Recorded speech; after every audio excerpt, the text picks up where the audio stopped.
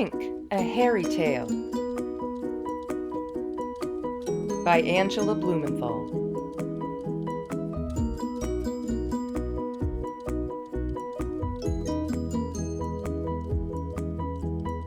Illustrated by Alice Cook and black and white illustrations by Kendall Dunstan. This book is dedicated to all of the children who struggle with hair loss.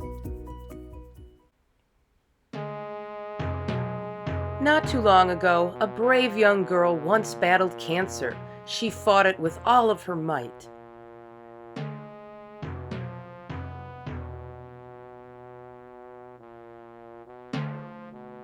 During this journey, she lost her hair. This made her very sad, so her mom took her to buy a wig. The young girl looked at long wigs and short wigs. Some were chocolate brown like her hair had been. Some were black as the night sky.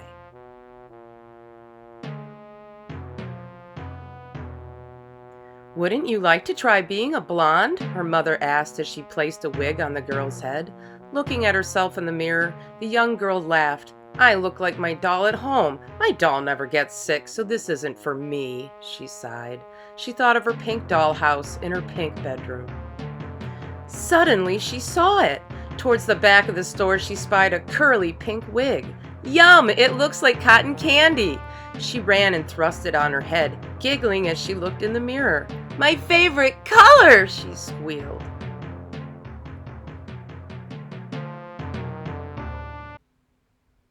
She skipped out the door without hearing the shopkeeper's warning.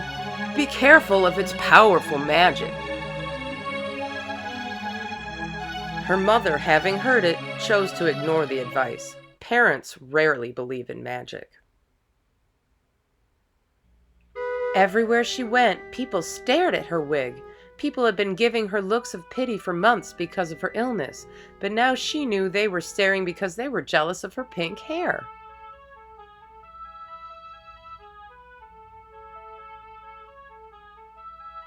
While she received her final treatment, the nurse called her Pink, and she was thrilled. She wanted to be pink forever.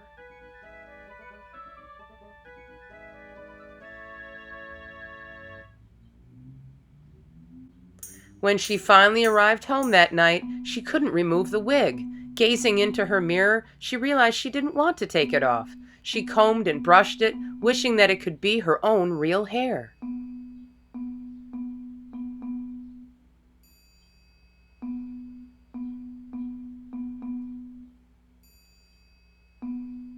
The next morning, she awoke to find that her wig looked bigger.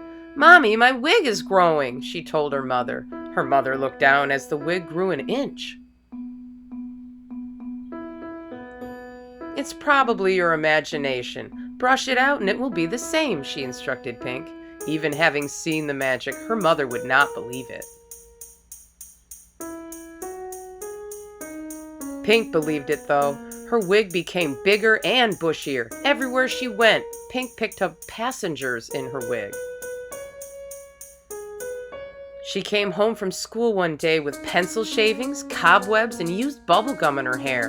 "What will I do?" she worried. She loved her pink hair, but it was starting to ruin her life. The next day, she went with her best friend to a movie theater. Her hair was so big that people couldn't see past it. "Down in front!" yelled one rude boy. She sank down in her seat, feeling humiliated. Pink's hair continued to grow, collecting other people's popcorn and candy. "I wish I had my normal hair back," she thought. Suddenly, she realized that it was starting to fall out. She was terrified. A big clump of it fell in her best friend's soda. She started to cry as she ran home. The faster she ran, the more quickly she shed her pink strands. Her worst fear was coming true. She was losing her hair all over again. Her mom met her at the door and smiled. "Mom, my hair is falling out. What will I do?" Pink cried. "Don't worry, dear. Look in the mirror," her mother said. Pink rubbed her eyes and looked into the hallway mirror. "It's like magic," Pink said, and finally her mother agreed. Pink had been so afraid, but in the mirror she saw that her own hair had grown back under the wig. She shook her head, and her last clump of pink hair fell onto her puppy. There it continued to grow throughout his life. Every time she saw it, she smiled and thought about how she had given him the gift of beautiful hair. The end.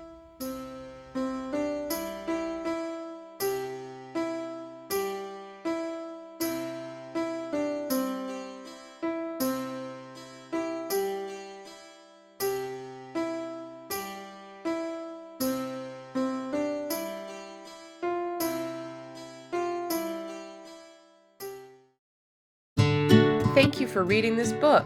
There's more that you can do if you want to help boys and girls just like Pink. Are you ready to advocate? One way is to share this book. It'll help increase empathy in others. You can grow and donate your hair. You can even invite other people to do it with you. And you can fundraise for children with hair loss.